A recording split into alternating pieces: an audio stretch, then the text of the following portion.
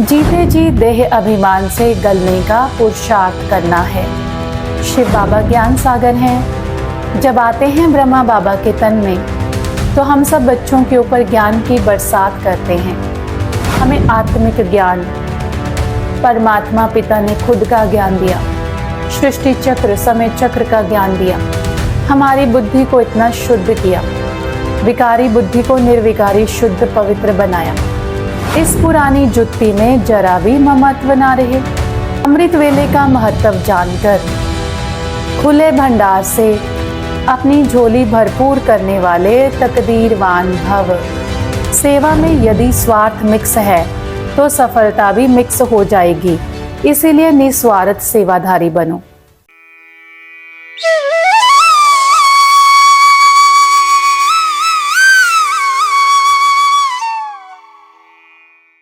ओम शांति। सुनते हैं प्यारे बाबा के 2 जून के साकार मधुर महावाक्य। आज मीठे बाबा कहते हैं, मीठे बच्चे याद में रहो तो दूर होते भी साथ में हो। याद के साथ का भी अनुभव होता है और विकर्म भी विनाश होते हैं। जब हम किसी व्यक्ति को दिल से याद करते हैं तो जो हमारे बीच में फिजिकल डिस्टेंस है वो अनुभव नहीं होती। इसी तरह से मैं आत्मा स्थूल वतन में रहती हूँ, परमात्मा मूल वतन का वासी है। जब मैं आत्मा दिल से उस परमात्मा को बाबा कहकर याद करती हूँ तो बाबा और मुझ आत्मा के बीच की जो डिस्टेंस है वो सारी डिस्टेंस खत्म हो जाती है और ऐसे लगता है जैसे बाबा तो मेरे साथ ही है।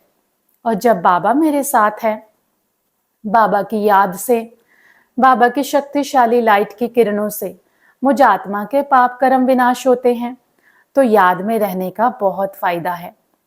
प्रश्न है आज की मुरली का, दूरदेशी बाप बच्चों को दूरंदेशी बनाने के लिए कौन सा ज्ञान देते हैं?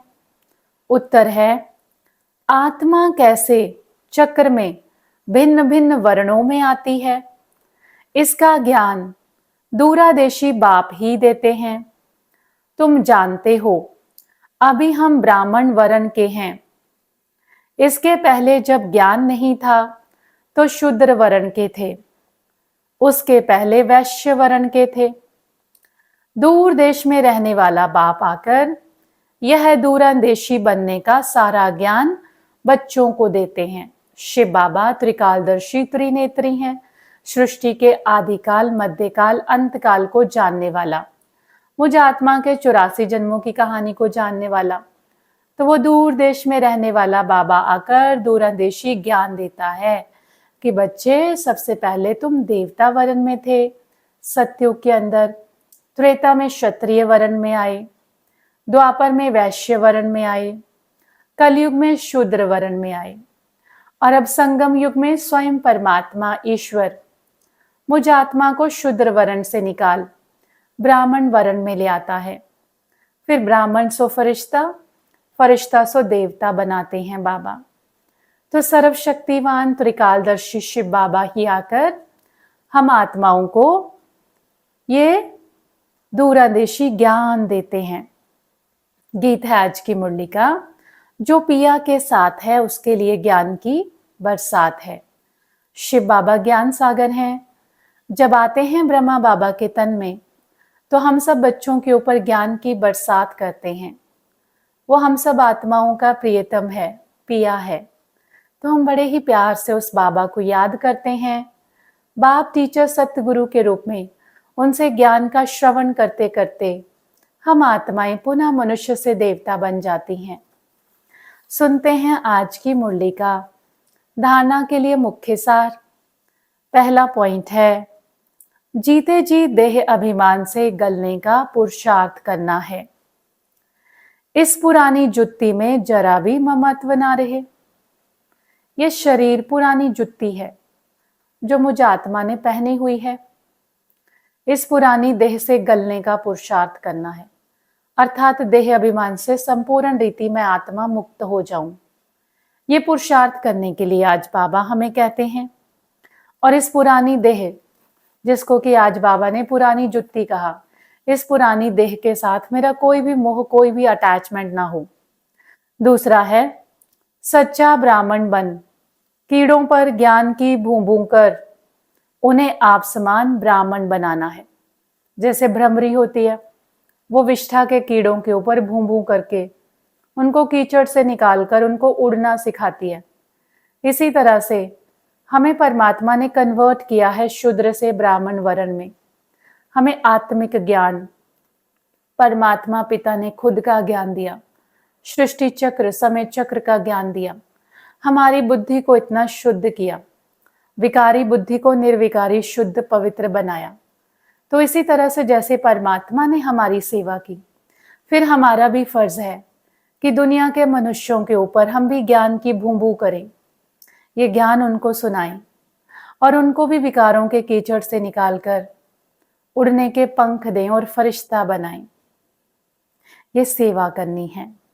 वरदान है आज की मुरली का, अमृत वेले का महत्व जानकर खुले भंडार से अपनी झोली भरपूर करने वाले तकदीरवान भव।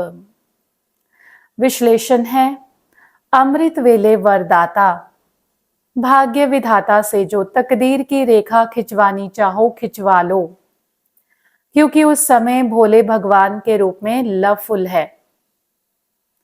इसीलिए मालिक बनो और अधिकार लो।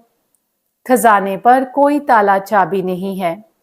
उस समय सिर्फ माया की बहानेबाजी को छोड़कर एक संकल्प करो कि जो भी हूं, जैसी भी हूं, आपकी हूं।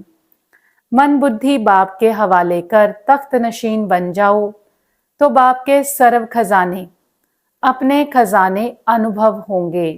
तो अमृत वेले का समय, ब्रह्म मुहूर्त का समय, ब्रह्म महातत्व में टिकने का समय, उस समय परमात्मा का रूप लवफुल होता है। तो बाबा से जो कुछ पाना चाहते हो वो वरदानी रूप में बैठा होता है। हम उससे कुछ भी वरदान प्राप्त कर सकते हैं अमृत वेले के समय में। तो बाबा कहता है सिर्फ उस समय आलस अलबेलेपन को छोड़कर बड़े प्यार से बाबा के सामने समर्पित होकर बैठ जाओ कि बाबा मैं जो हूं, जैसी हूं, आपकी हूं। उसके दिल तख्त पर बैठ जाओ और अधिकार ले लो। स्लोगन है, सेवा में यदि स्वार्थ मिक्स है तो सफलता भी मिक्स हो जाएगी, इसीलिए निस्वार्थ सेवाधारी बनो।